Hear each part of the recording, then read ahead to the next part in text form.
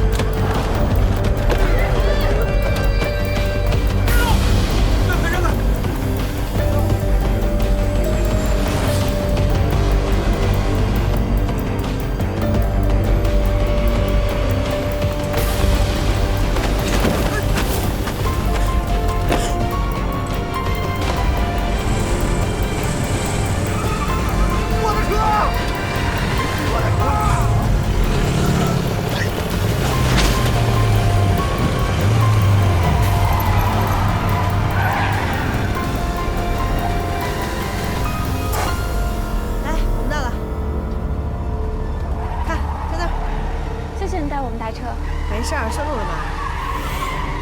单元3到2。这个时候的话，老大，老大，让开！让开！危险！站开！都站开！让！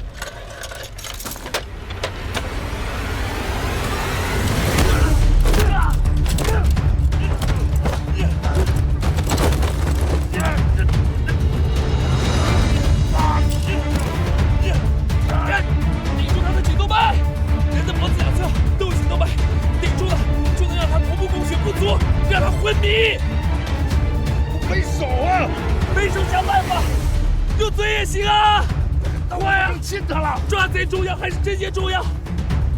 我抽筋了，抽筋了！哎呀，我的腿抽筋了！啊！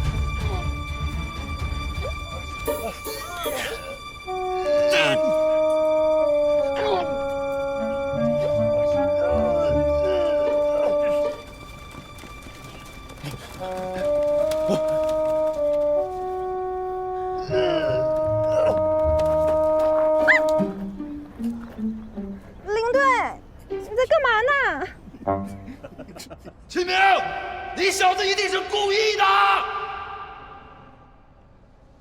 他叫寇勇，绰号疯狗，曾经的全省3大冠军，退役后因为打架斗殴伤人，被处理过很多次，老油条了，具有反审讯的经验。说说吧，为什么杀古凡？我是去过他家，不过我是去借钱去了。你们也知道，他是放高利贷的，钱不借给我，我就走了。你的手机运动记录和定位记录里显示，在古凡死亡前后，你有的东西，你在他家里走了数百步。我为什么要杀他？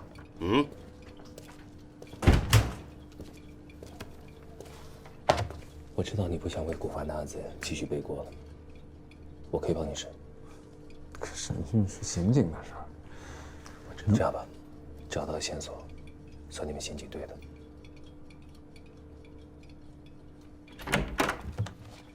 哟，这不是琼江最爱管闲事的人吗？你需要一个杀古凡的理由吗？我可以帮你捋一下。阮开元一案1周。你的确问了古凡借过钱。但年仅28岁。那天呢，你是想赎回你的抵押物，但是事情出乎你的意料。这个纯金的打火机是在你家里找到的。你问古凡借钱，这是抵押物。你担心这个打火机会牵扯到阮开元的案子，所以你急于赎回它。多给你2000块钱，把火机还给我。一开始你没打算杀死古凡，但是古凡后来的行为把你一步一步的逼入了绝境。这市局的奖金都已经超过原价的10几倍了，你怎么着也得比他们多给点。为了逼你还钱，他打了举报电话。您好，这里是举报热线，请问您有什么事吗？我呢，就是一个热心的市民。关于你们电视里边播的那个作为散打冠军的你制服古凡轻而易举，可惜你没有办法封住他的嘴。我告诉你，只要我不死，你就别想他妈出这屋。不过天无绝人之路，老天给了你一个绝佳的栽赃别人的机会。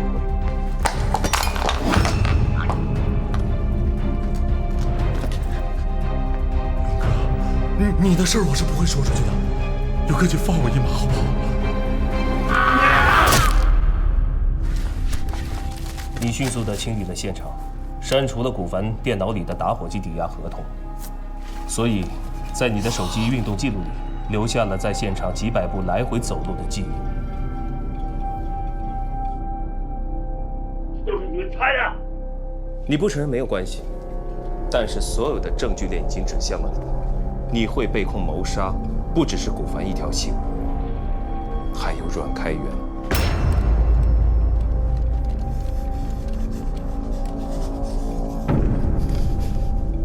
所以从一开始你就恨我，因为我发现了阮开元有可能是被谋杀的。有些事情比你想象的恐怖100倍。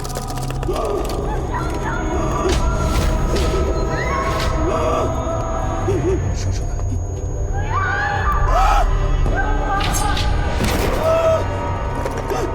我会一点一点的把你所有的秘密全都挖出来。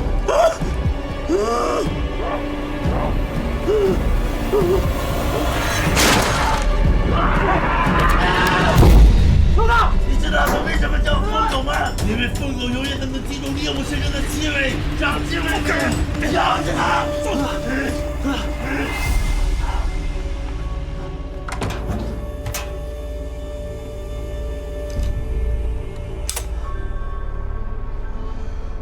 以后刑侦科的事，检验科还是别插手。哎，尸体呢？星辰，啊，阮开元的尸体呢？提审寇勇出事故后，局里通知，阮开元案已经交给其他法医处理。秦科长，你不得再接触，否则按违纪处理。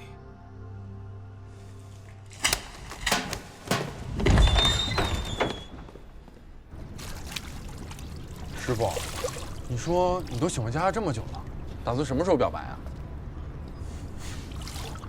你要是不好意思的话，我帮你说句也行。去你的！别给我捣乱啊！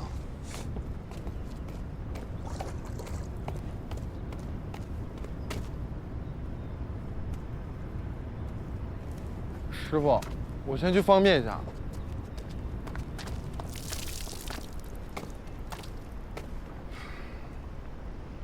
没错，是我去投诉的。你在工作中掺杂了太多的个人情绪和动机，这有碍你的公正判断。你应该回避。我没有任何个人的情绪，发这么大火还说没有情绪？阮开元案是公认的疑难大案，你就是想通过它来证明你秦明是最聪明、最牛逼的法医，这就是你的动机，我没说错吧？我承认，这是我的动力，因为我想找到事情的真相。真相是什么？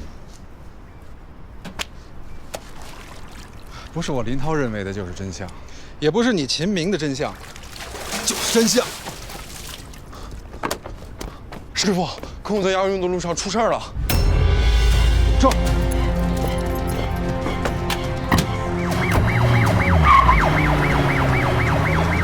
老大，押送寇勇的警车被超载的大货车撞了，寇勇趁机逃跑了。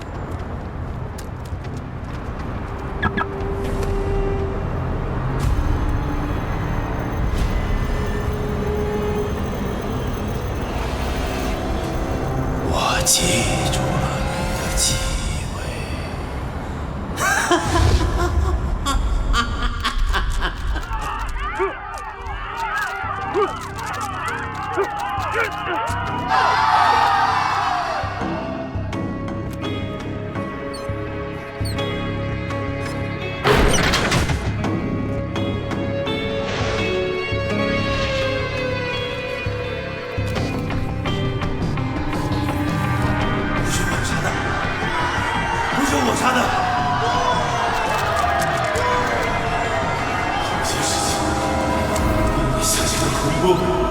100倍。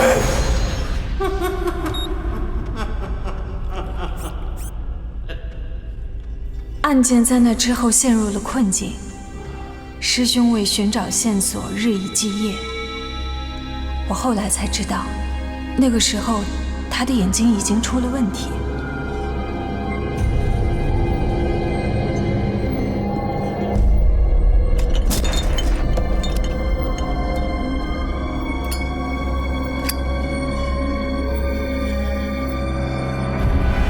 都说法医的工作是在黑暗中寻找光亮，而有些线索，只有在真的失去所有光线和希望之后，它才像一个幽灵一样悄然出现。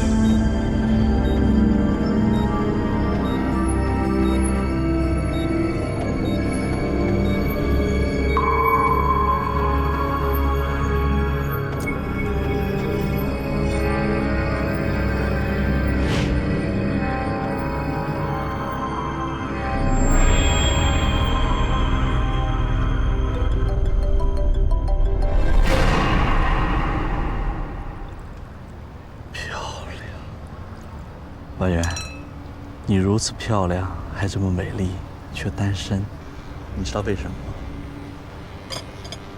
其实啊，上天早就给你安排好了，只是在等着这个人的出现。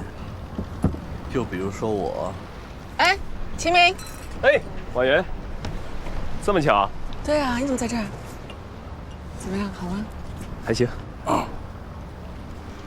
介绍一下，启兰药业的王总。生意上非常照顾我，这是我最好的朋友兼男闺蜜，秦明。幸会。秦先生在哪里工作？我是名法医。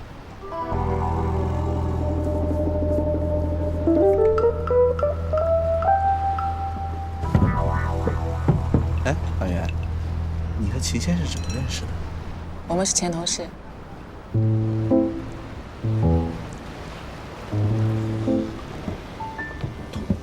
同事啊？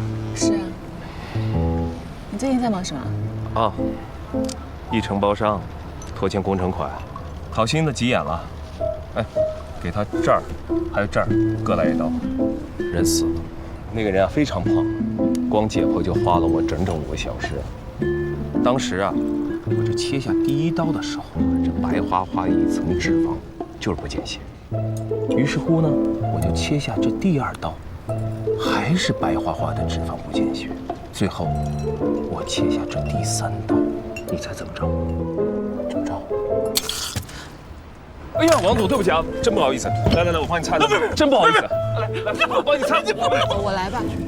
要不，我先走了，我回去换套衣服。王总，我送你啊。不，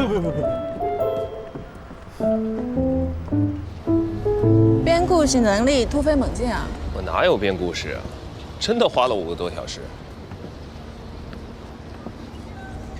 辞职跟我一起干吧。当医药器械代表薪酬是你现在的好几倍，而且我们还能像以前一样做同事。我要是不当法医的话，你说谁帮你一起演戏去赶走那些想要对你图谋不轨的甲方呢？嗯，别贫了，法医这行又苦又累，还被歧视，何必呢？我觉得挺好的，至少医患关系非常稳定。你呀，还是那个样子，没个正经。好吧，正经的时候到了，有件事情想请你帮忙。我在阮开元的尸体上进行了100多处的化验，我发现他体内的 ATP 严重超标，包括他之前冷冻的血液里也是一样的。我想还得麻烦你帮我查一下。你帮我吓走了那么多甲方，也该轮到我帮你一次了。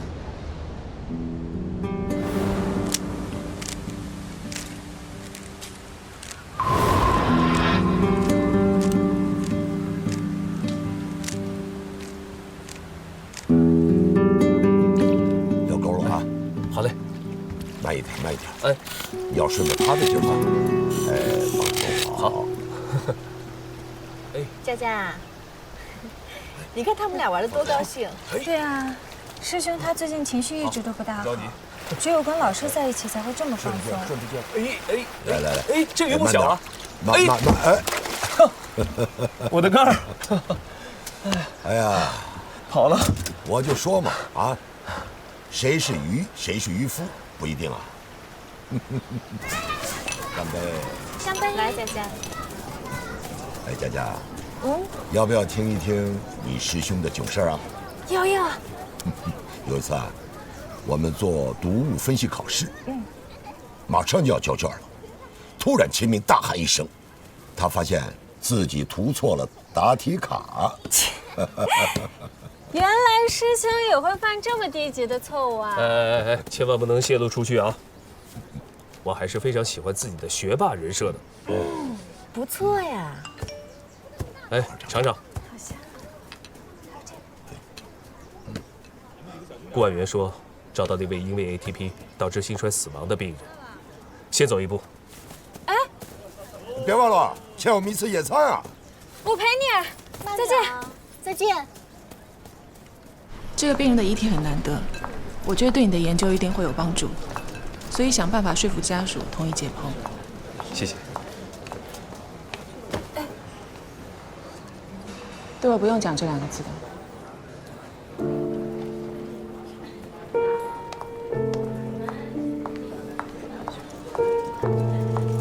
那是我第一次见到顾婉媛师姐，师兄的前同事。哎，来了。好，你们可以开始了。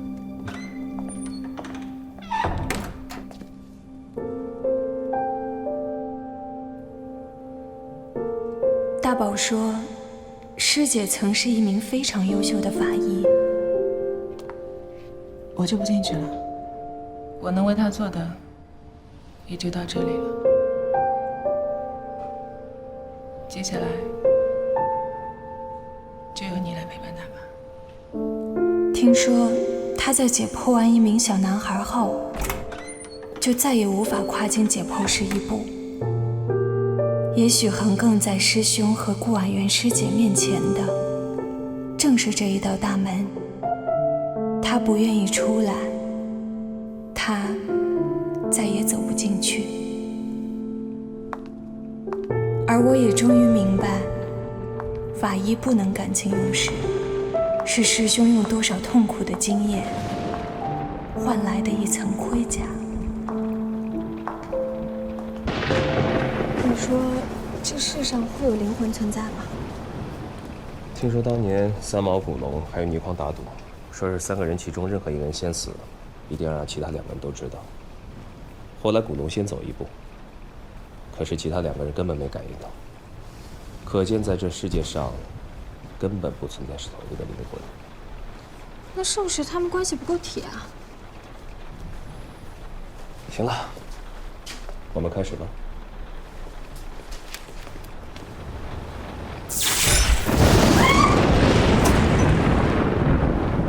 你别跑，可能是雷击烧坏电路。你去找一下值班的电工。让我去？对啊，那我去，你在这儿待着。哎，我觉得我可以去。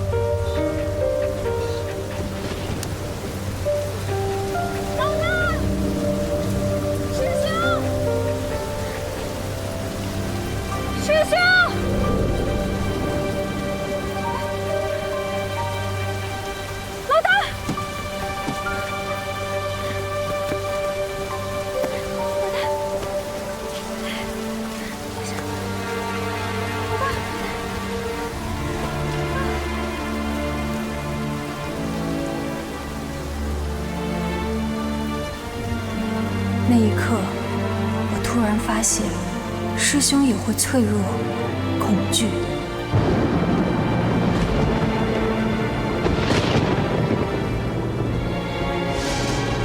案件到了生死攸关的时刻，我不能再做一个躲在师兄身后的小女孩了。从现在起，我必须拿出自己全部的勇气，来守护他。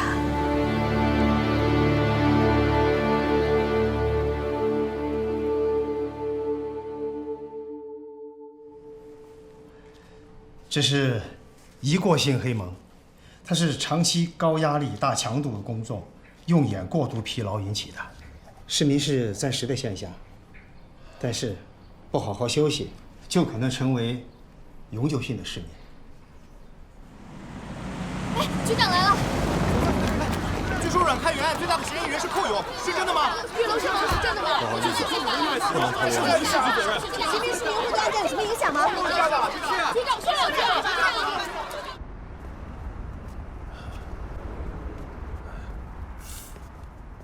啊，到了。哎，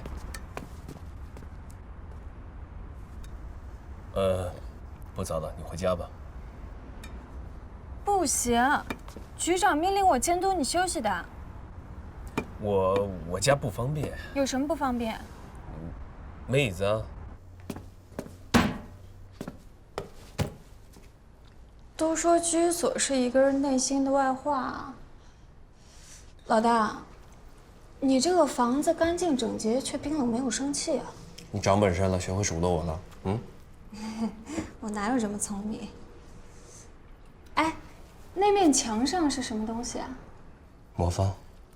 我每解剖一个人，都会往上放一个魔方，来纪念和我有缘的人。像流星一样，真好看。是啊，人就像流星，转瞬即逝。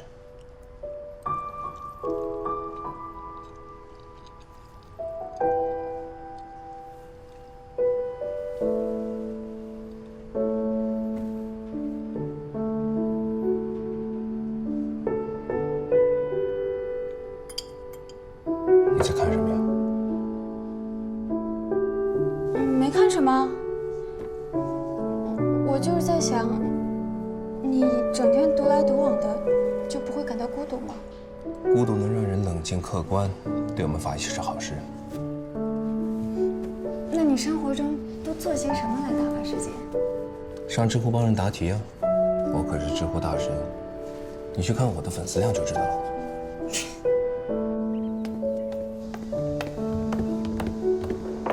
哎，佳佳，哎，你要去找老大吗？嗯，帮我拿给他。谢啦。哎，嗯，你为什么每天给他买咖啡啊？因为我跟他打了一个赌啊。你和他打了个什么赌啊？半年前他说他要辞职，我没让他走。我说你可以陪我下棋啊，赢了我就能走，但是输的话就要给我买1天的咖啡，什么时候还清了，什么时候才能走。为什么不让他走啊？他非常聪明啊，局里需要他。其实我更需要他。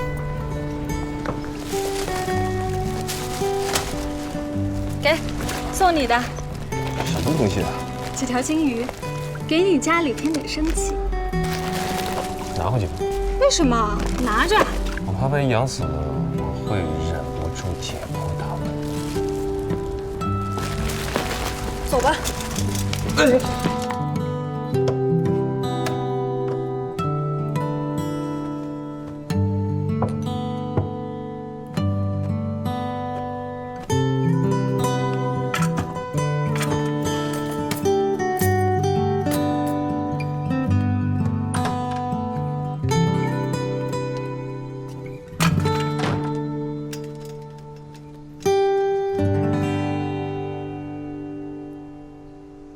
刚进医学院的时候，解剖老师说我的手指不够灵活，拿不稳手术刀。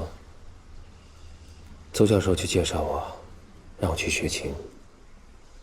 1年之后，我就成了班上解剖的最好的学生。我已经准备好了，你快拉给我听听。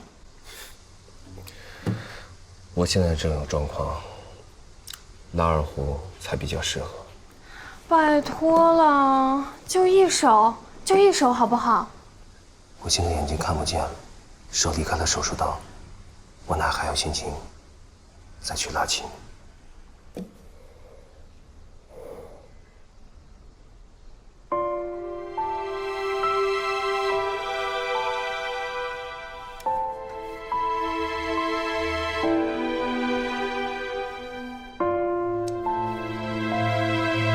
那就让我做你的眼睛，好不好？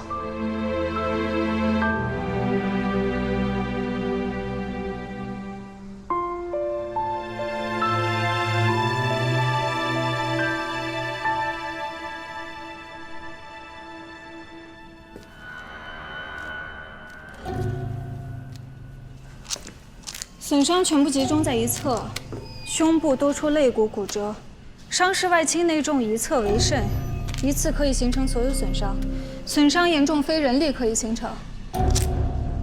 符合高空坠亡的特征。继续。手部和腿部有部分擦伤，左腿有严重闭合性骨折。还有呢？还有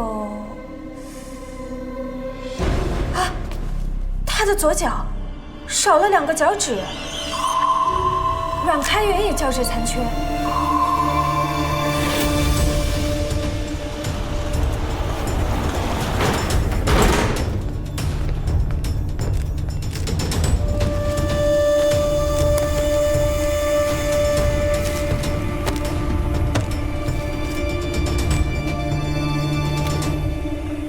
寇勇和阮开元脚趾的伤疤居然一模一样。同样的伤疤，用同样的手法缝合，很有可能是同一个大夫给他们缝合的。根据伤口愈合情况判断，都至少超过10年。寇勇和阮开元早就认识了。多人脚趾残缺伤有3种可能性：一，集体踩踏事件；二，特殊行业的重大事故；三，登山队员集体被冻伤。那范围小多了，应该能查出来。你把所有的线索交给林涛。他说的对，破案不是王建业该做的事情。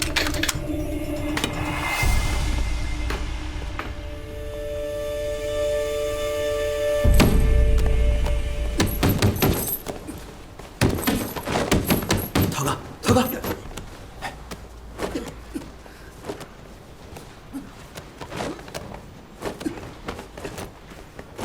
佳佳，你怎么到这儿来了？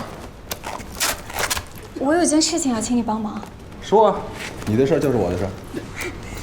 我跟我老大复检了寇勇的尸体，发现其实他们是……等，你们去复检寇勇的尸体？这案子不是移交其他法医了吗？但是不是不想放弃吗？所以秦明就拉着你去了。啊，不是，是我拉着老大去的。佳佳，上次违纪的行为，秦明已经差点送了命。如果你们继续这样违纪的话，都是要被处理的。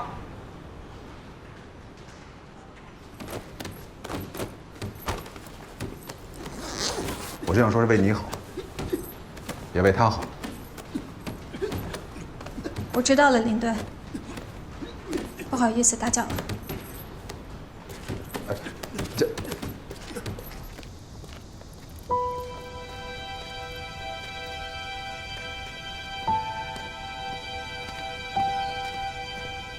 哎，佳佳，哎，来了。这是你要的寇勇的医保资料。哎，老大今天的咖啡。其实我知道你和老大打的赌了。如果你真的要走，他也拦不住你，也不会拦你。我要走了，你撑不下去怎么办？我陪着你啊，小王心。在寇勇的医保档案里，我找到了一条线索。我没有告诉任何人，尤其是师兄。我说过，我要做你的眼睛，去寻找你暂时看不到的光明。大大宝，我请了假出去散散心，你替我好好照顾老大。放心吧，好好去玩，小萌新。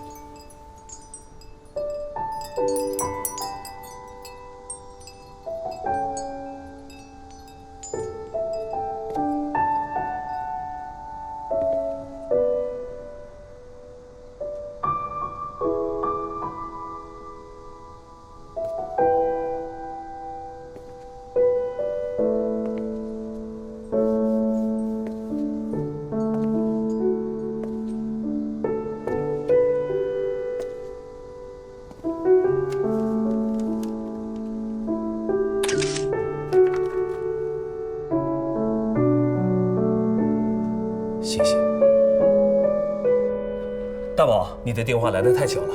我告诉你个好消息，我的眼睛能看见了。在家歇了那么多天，终于可以出现场，太好了。好，我这就到。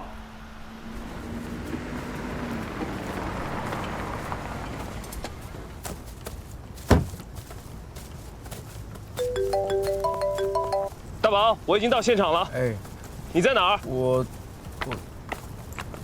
哼，大宝。大宝，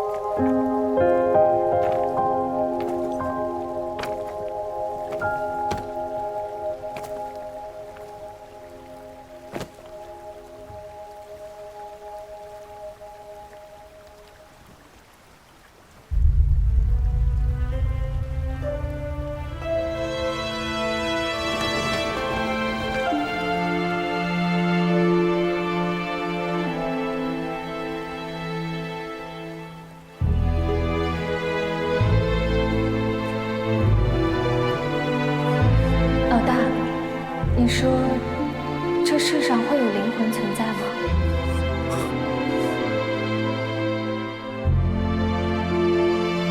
那就让我做你的眼睛，好不好？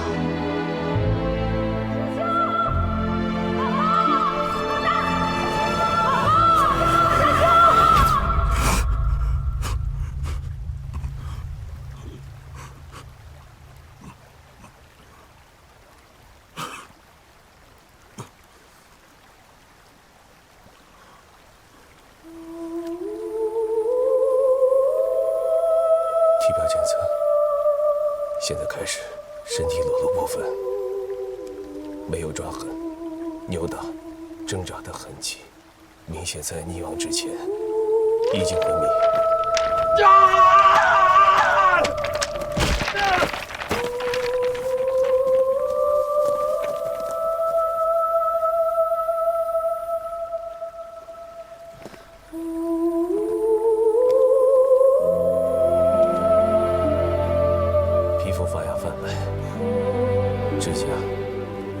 伤口、青紫，明显的泥方痕迹。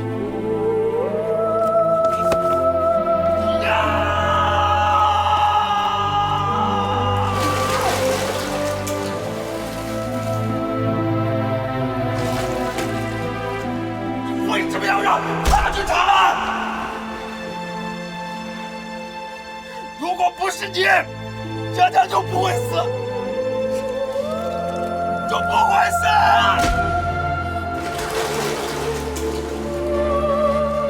是凶手，真相，你就是凶手。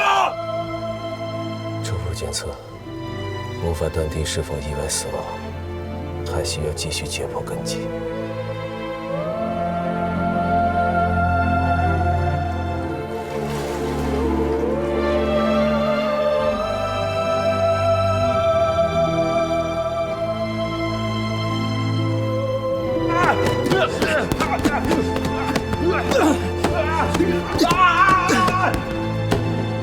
这案子会移交其他法医吗？我知道了，领队。不好意思打搅了。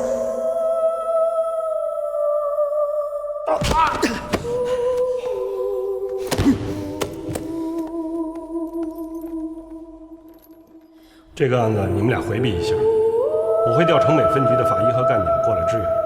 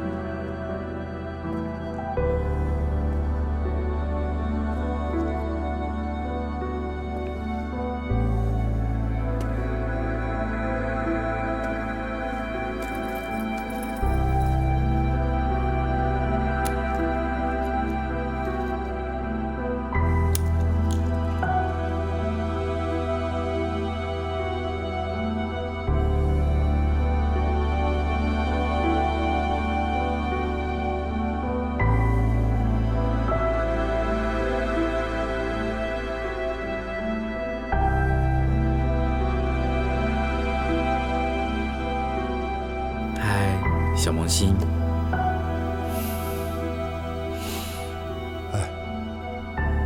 撑不住的话，你就先回避一下。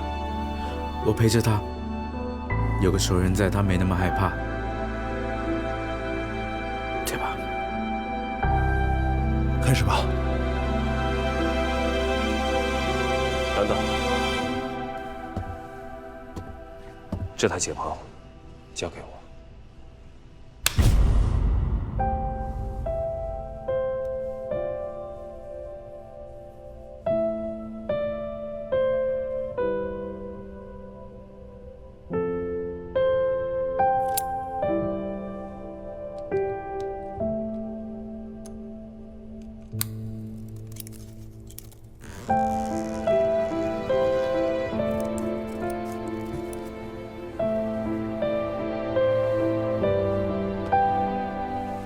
我已经准备好了，你快来给我听听。拜托了，就一首好不好？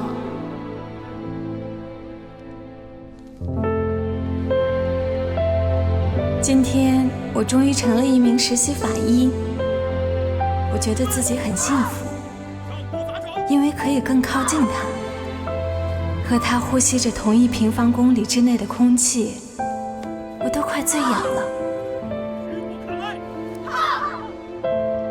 不过靠近才发现，事情没我想象的那么顺利。他尖酸刻薄，辛辣毒舌。你可以退远点吗？别把现场污染了。他训起人来可真凶。这么简单的参数，我问你怎么会记错？或许你觉得这是一个非常小的错误，但是我告诉你，往往这种小的错误会改变别人的一生，拿了改了。这和我想象中的大神风范一点边都沾不上。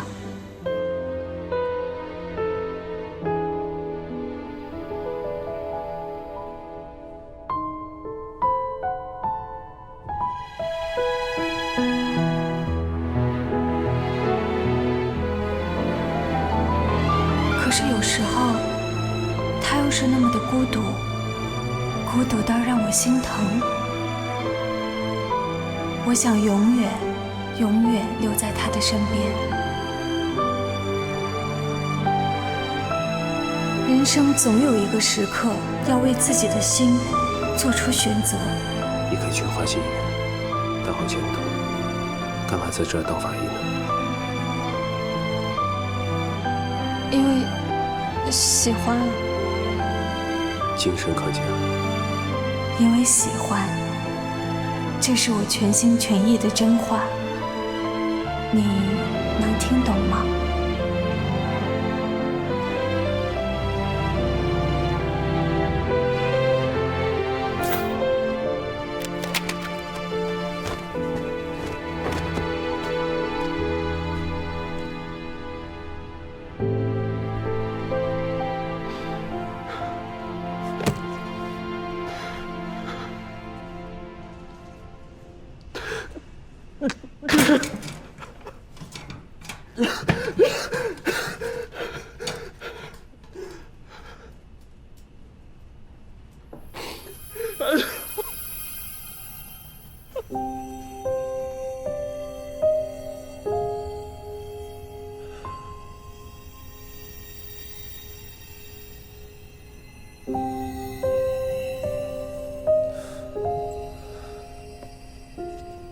老大，你说过的，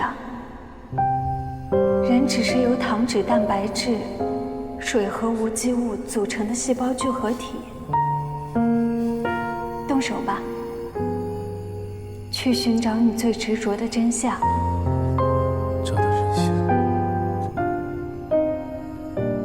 你等回来吗？还记得三毛、古龙和倪匡打过的赌吗？我做到了，我实现了诺言。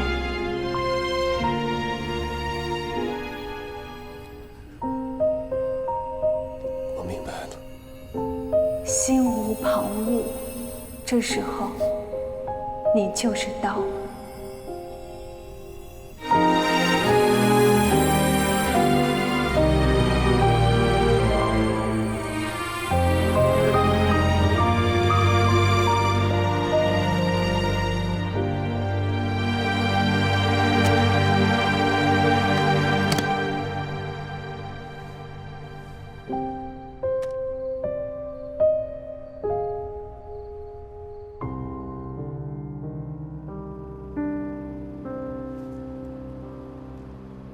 这是佳佳喉咙里面发现的鳞片，来自一种叫做龙筋鲸鱼的鲸鱼。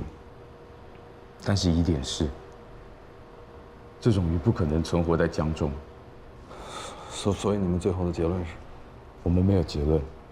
什么叫没有结论？起名了。他去休年假了。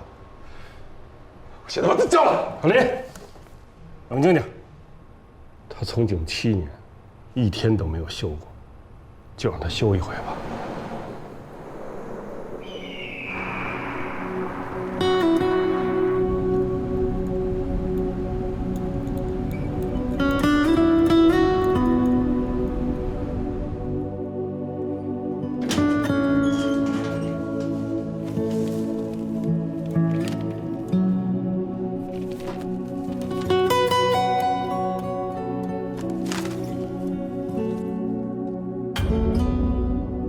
阿姨，俺同啊，刚刚就接报，咱们边走边说吧。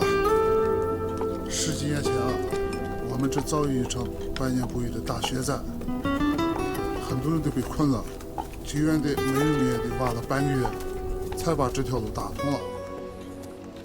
哎呀，可惜啊，很多人都被冻死了。但但是5个人活了下来，真是个奇迹。当年被我切除脚趾的就是这2个人，名字叫做柯勇和阮开元，他叫汤谦。6年前还回来过一次，花了很长的时间去长特转山。哎呀，听说回去没多久就死了。他是怎么死的？是他杀吗？是干衰竭。干衰竭。哎，上次来的那个佳佳姑娘问的事情跟你一样，这次怎么没和你一起来啊？他休息了。你把一切过了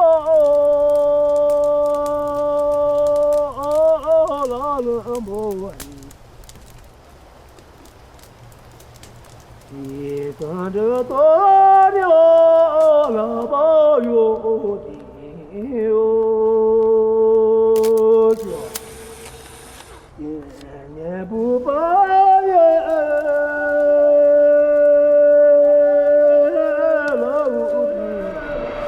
2年了，请了很多专家研究过，都没有查出真正死因，也无法判断是不是他杀，就一直停放着。他是个 IT 男吧？挺神的，你怎么看出来的？颈椎骨前弯，双手外关节外翻，大拇指内侧有老茧，还有他的腿部肌肉退化。行家。对了，你能看出这是什么吗？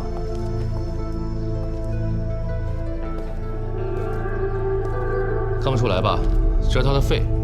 这 IT 男连续加了几个夜班，在回家路上突然就死了，肺就变成了这样。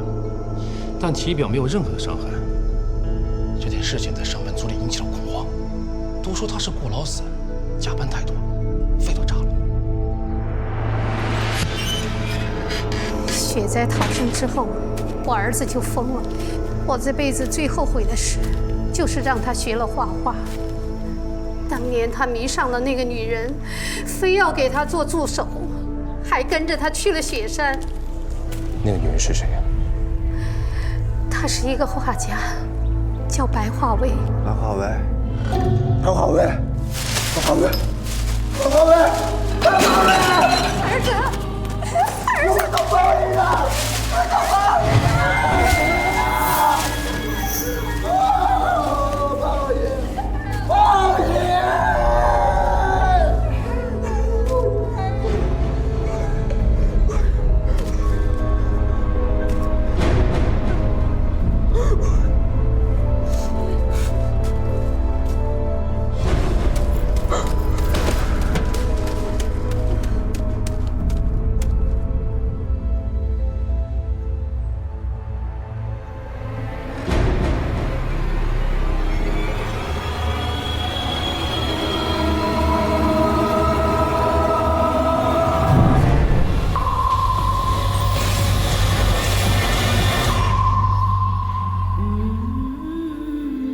一切谜题的背后都有着联系，就如同魔方，无法一面一面的复原，只有打乱它，破解它，才能看到事实的全貌。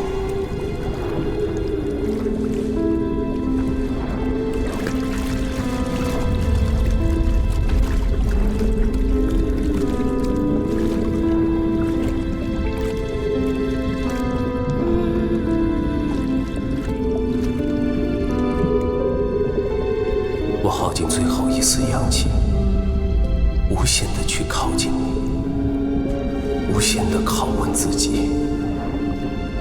也许只有接近死亡，才能接近那抹真相的微光。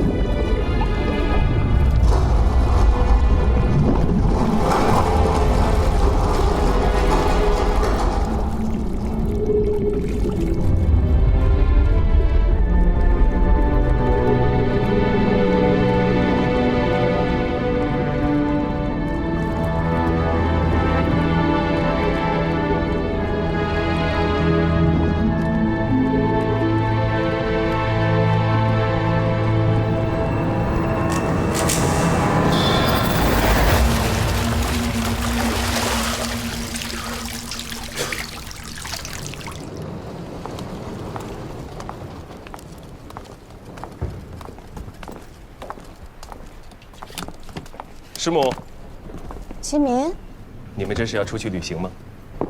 我们的移民排期下来了，要去趟加拿大。太好了，恭喜啊！老师，有件事情想向您请教，不会耽搁太久。去吧，在机场等我。齐明一定是碰到什么难题需要我帮他。那你快点啊！上车来，慢点啊。嗯。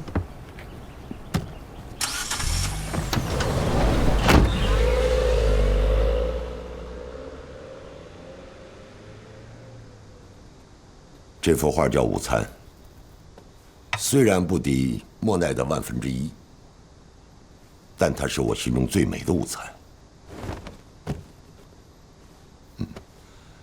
大一时间到了，说说吧。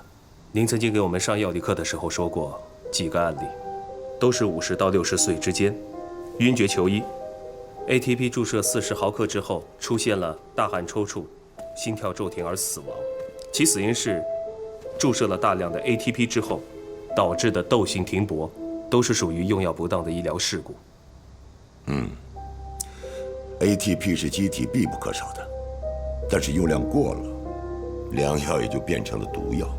尤其是对患有心脏病的阮开元来说，我第一个疑惑是，他为什么会在自己心脏病发作的时候，给自己来一针 ATP 呢？不是他自己注射的，应该是凶手干的。我在阮开元体内找到了一种未知的化合物，后经检测，才知道这是8年前研制出来的一种抗抑郁的新药。它有一个非常别致的名字，叫做 Daydream， 白日梦。是的，听上去很美。往往越美丽的东西，就越发有毒。Daydream 在1期临床的时候被发现有强烈导致心衰的副作用，后来就被叫停了，也从未在市面上流通过。凶手一定知道它的副作用，所以把它和 ATP 混合在一起，注入了阮开元的体内，确保迅速的让其死亡。我第二个疑惑是，凶手是从哪里搞来的 Daydream？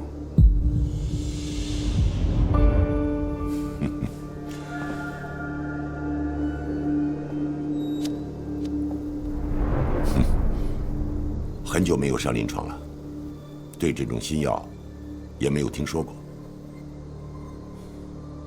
或许是您忘了吧，我们学院是 Daydream 的1期临床合作医院之一，您曾经参加过这个项目。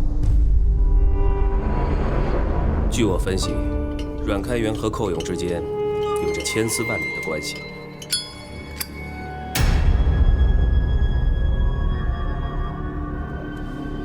我们当初不是说好了，彼此互不问姓名，从此再无往来。你现在来找我，是什么意思啊？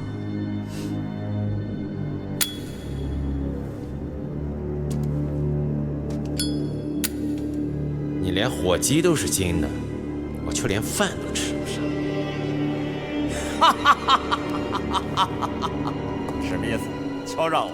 这是我的马特，你以为我养的那些保镖是吃素的？喂！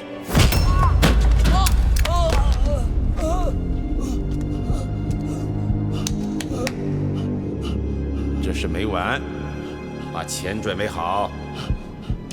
阮开元有把柄在寇勇的手里，寇勇只是敲诈阮开元的钱财，并不会杀了他。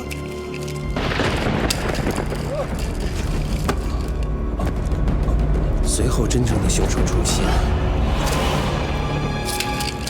凶手给他注射了 ATP 和 Daydream 的混合物，以为这样就可以查不出踪迹。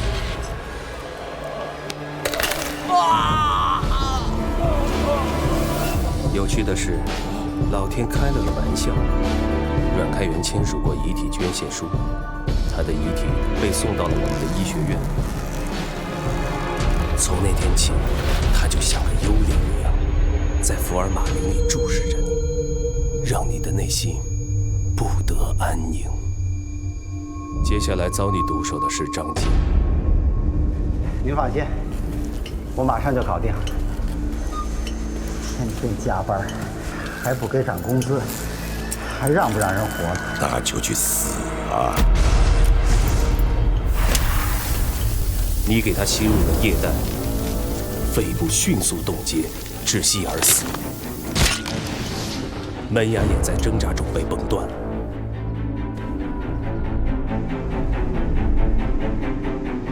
6年来，你一直没有找到机会除掉寇勇，终于在那个雨夜，你跟踪我到医院的天台上。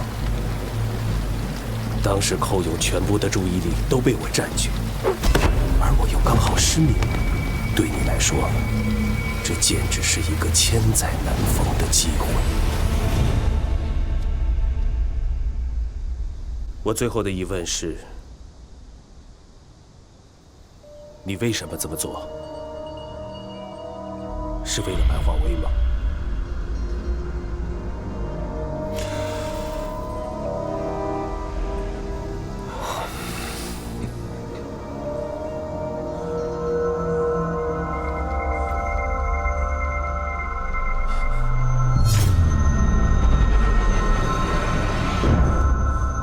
我说过，谁是渔，谁是渔夫，不一定。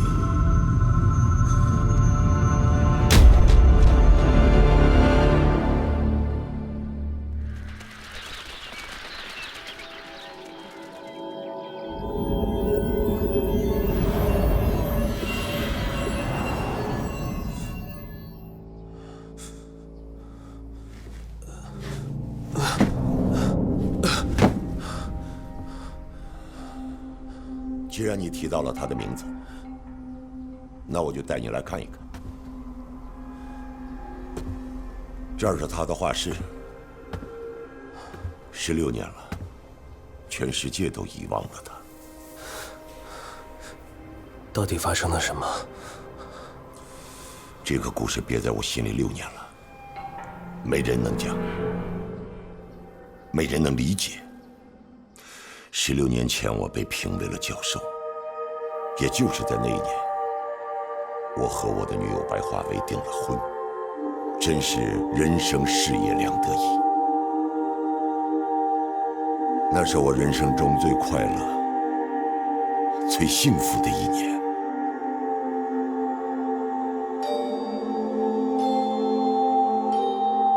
在这里，华薇教会了我画画。她不仅美丽，也很有才华，还喜欢到各地去写生。那次她要去西藏写生，我因为要讲课，不能陪她一起去。然而这次写生永远改变了我们的命运。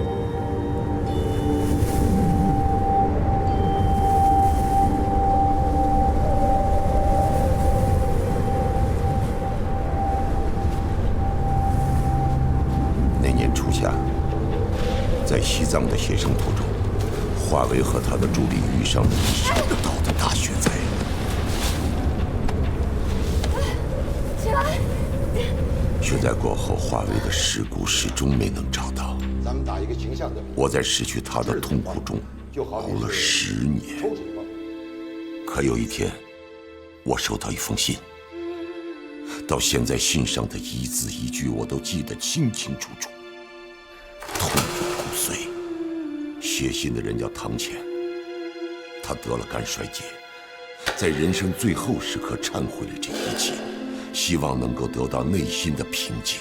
他叫唐谦，花了很长的时间口长特转山。他渴望得到平静，却让我彻底失去了平静。10年的痛苦变成2个字：复仇。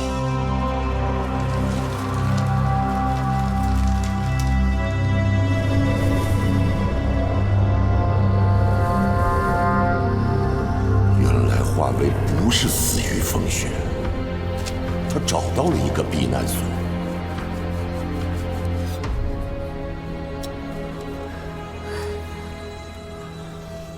车里还有4个同样落难的人。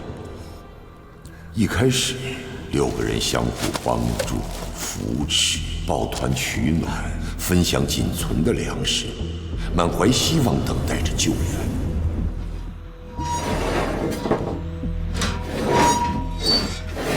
可10天过去了，食物没了，救援迟迟不来，寒冷、饥饿和绝望蔓延开来。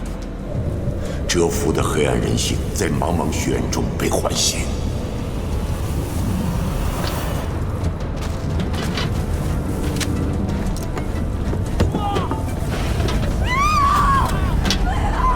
最后的一点食物不见了，结果阮开元在华妃的包里找到了。没打啊！不是他们的身份，你完了！不是，我跪下去！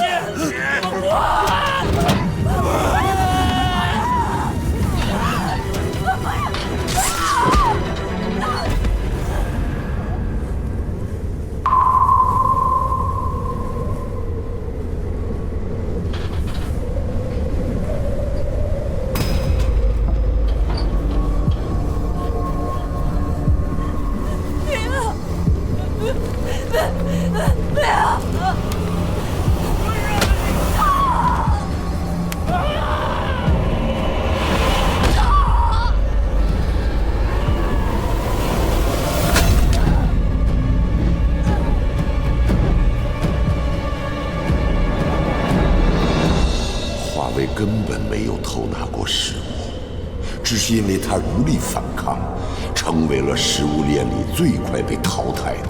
少一个人就少一个分食物的，自己就多一份活下去的可能。他们只需要一个掩盖恶行的借口。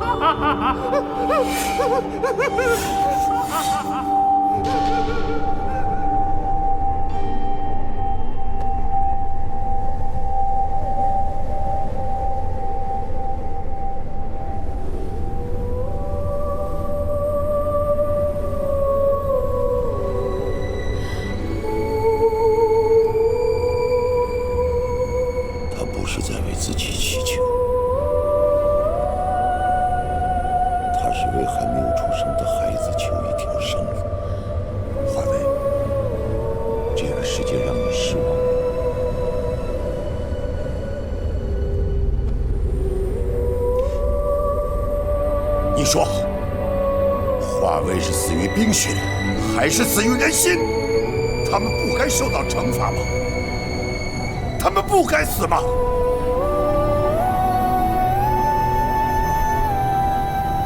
我不该愤怒吗？我不该愤怒吗？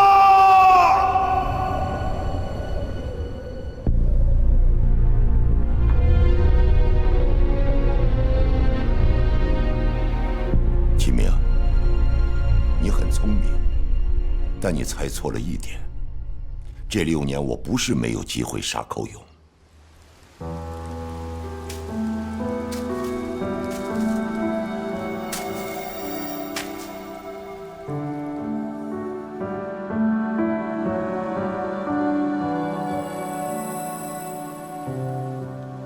他是那么的像你，一样的温柔、善良。复仇心切的我一直处于躁动当中，但那一刻我的心再次得到了平静。我相信是华为派他来拯救我灵魂的。我决定停止复仇，重新开始生活。一家3口阳光下的午餐，这是华为梦想中的幸福。他把它画了出来，却没能实现，把这个机会留给了我和舒丽。舒丽怀孕了，梦想中的幸福就要到了，而你却自以为是当众高呼，立刻报警。可能死于他杀，立刻报警。都是因为你让我渴望了16年的幸福，顷刻间变得摇摇欲坠。也都是因为你的步步紧逼，我才不得不把这场杀戮进行到底。这就是我最得意的学生，只想知道真相，不关心正义。正义？那你为什么要杀害佳佳呢？她善良到不会伤害任何一个人。我没想到佳佳为了查案去了藏区，她不但得知了华为的存在，还查出了她曾经是我的未婚妻。佳佳用女性的直觉拼出了故事的轮廓，她无法相信，来找我询问。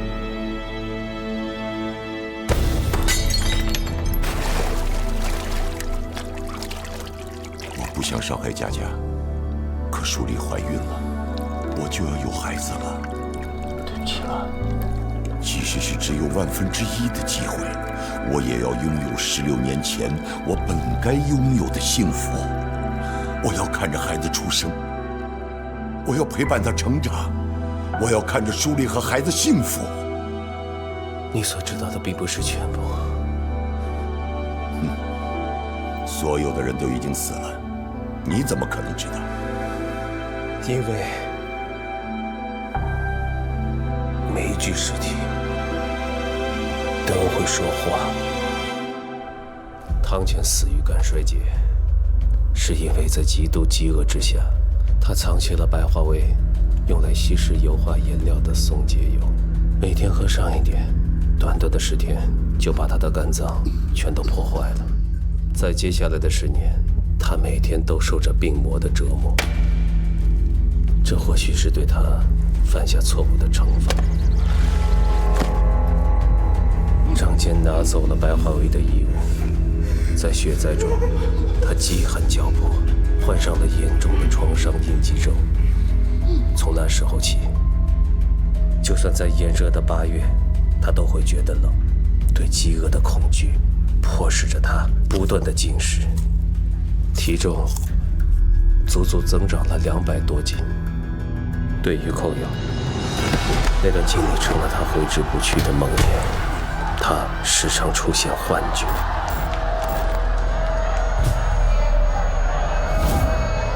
从此以后，他喜怒无常，出现了严重的暴力倾向。从一个冠军沦落成了一个保安，在那个雨夜，他被你推下了天台，终于结束了他的梦魇。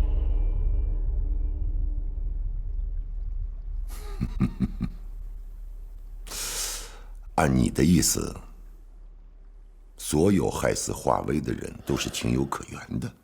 我不是在为他们辩护，我只想告诉你的是，真相之上是正义，而正义之上有另一种东西，叫做悲悯之心。他们是施害者，同样也是受害者。而你呢？从一个受害者变成了一个施害者。好，好，好！你是高高在上俯瞰众生的上帝，那你准备怎么怜悯我？我给你带来一样东西，在我上衣的外侧口袋里。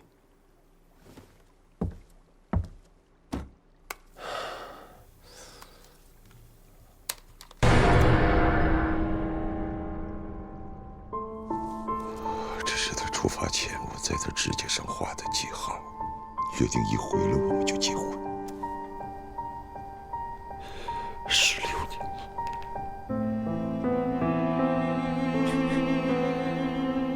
这是我得到的，你唯一的一部分。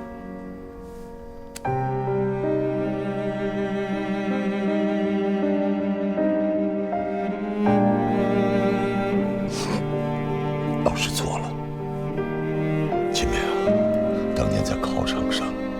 你涂错了答题卡，老师给了你重新再来的机会，可不可以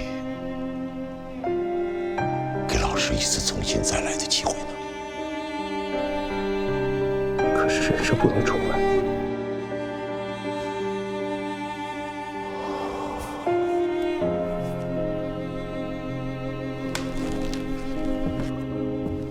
如果我是一个人，我可以听你的。但现在我是一个女人的丈夫，一个孩子的父亲。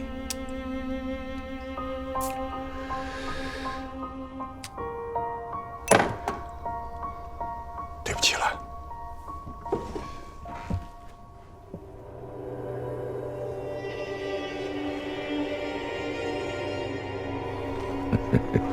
你说过的，谁是鱼，谁是渔夫，不到最后没有答案。我在佳佳体内发现了微量的麻醉剂，所以我在出门之前，已经给自己注射了解毒剂。你现在是青出于蓝而胜于蓝了。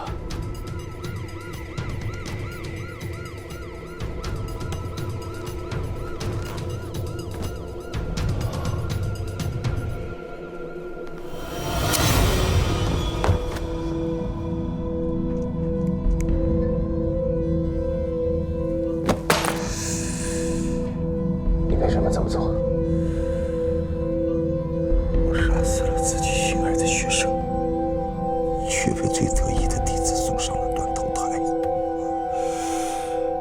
这也许就是宿命吧。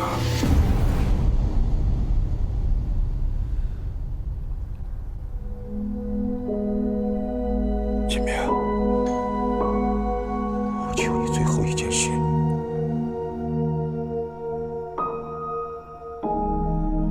别让我的孩子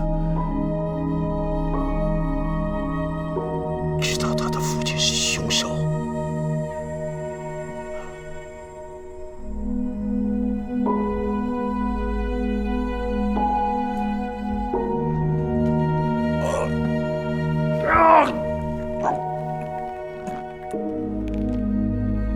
人心中的恐惧、怯懦、愤怒、仇恨，就像黑暗的多米诺骨牌，第一块一旦倒下，后面就会排山倒海，难以阻挡。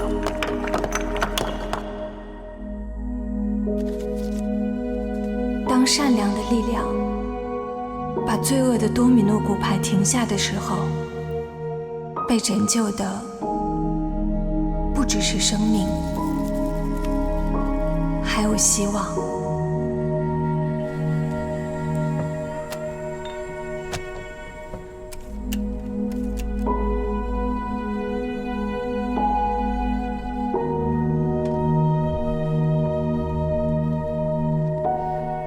这个或许你想留着。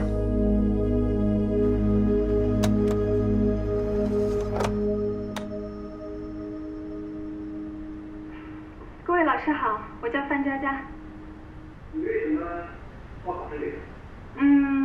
因为我想离一个我崇拜的人更近一点。这位同学，你这个马屁拍的也太直接了。不是，我说的不是您，我说的是另一个人。一缕光如晴窗，散落在我身上，也静静在吟唱。又是谁还在远方眺望？风轻轻吹，你微微锁了好，眉。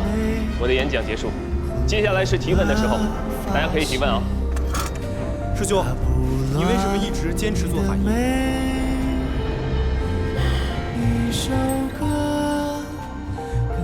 其实这个问题，我也问了自己很久。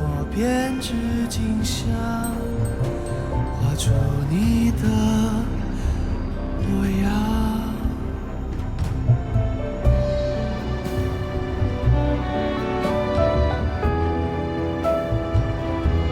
前我以为是为了真相和正义，直到我被生命的另一部分所打动，我才明白生命有它更加温暖的含义。风轻轻吹，我随你去远方，这人间的剧场，没有你多荒凉。就这样，心随你去流浪，从此再无悲伤，只有赤裸的真相。